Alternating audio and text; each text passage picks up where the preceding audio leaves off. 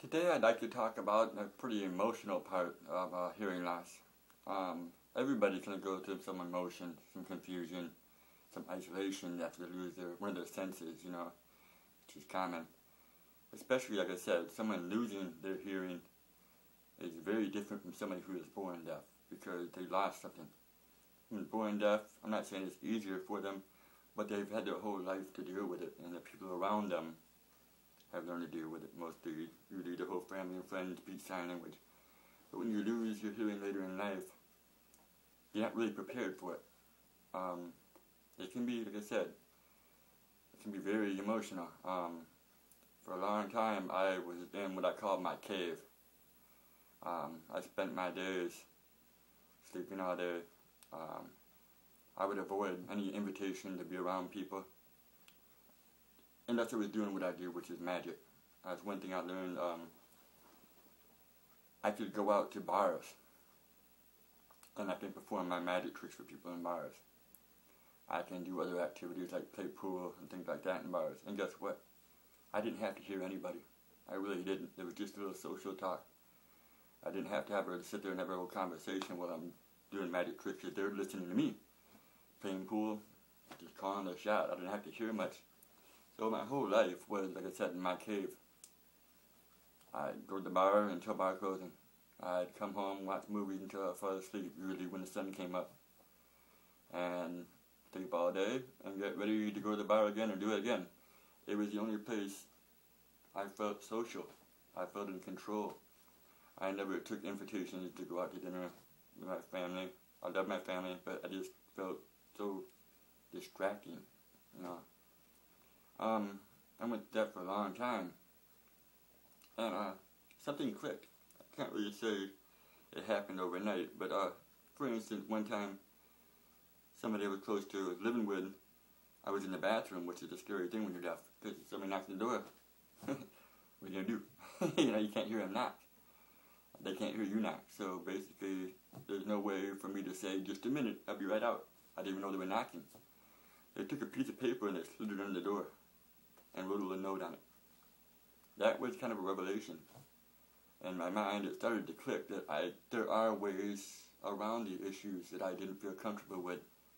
From then on, slowly, I gradually started to tackle the issues that my hearing problem caused, not avoid them.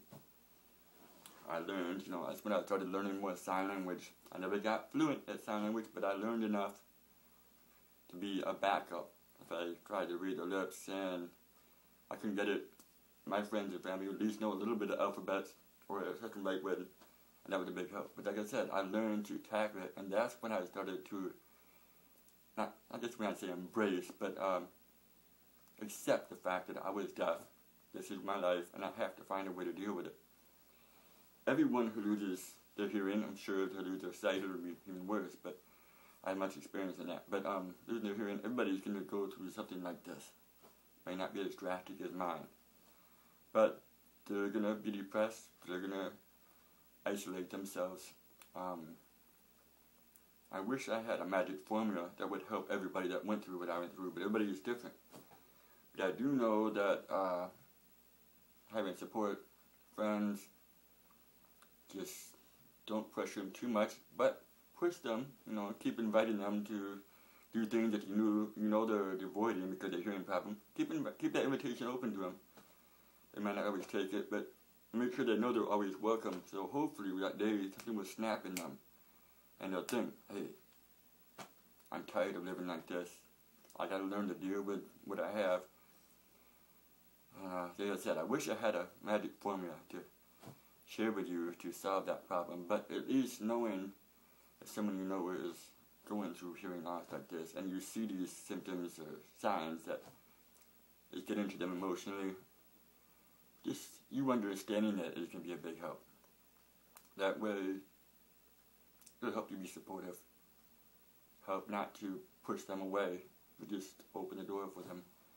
And like I said, just understand that it's a hard thing to go through. It takes a long time to come to terms with the fact that there's nothing you can do about it. You can't hear anymore. There's nothing you can do. You can go to the doctors. Maybe there are things that can happen. Hearing aids or implant. Maybe something can be done. But it takes a while to get to that point where they actually want to do something about it. First, they kind of shut down. A lot of people do. So keep an open mind with people. Be supportive. Have their back. Let them know you're there for them. And when they do decide to come out and start to tackle it, support them. It's not going to be easy. At first, they're going to make mistakes. They're going to try things that hopefully will work, but it won't. Don't, like I said, I'm getting emotional now just talking about it, but just be there for them, and hopefully they'll come around.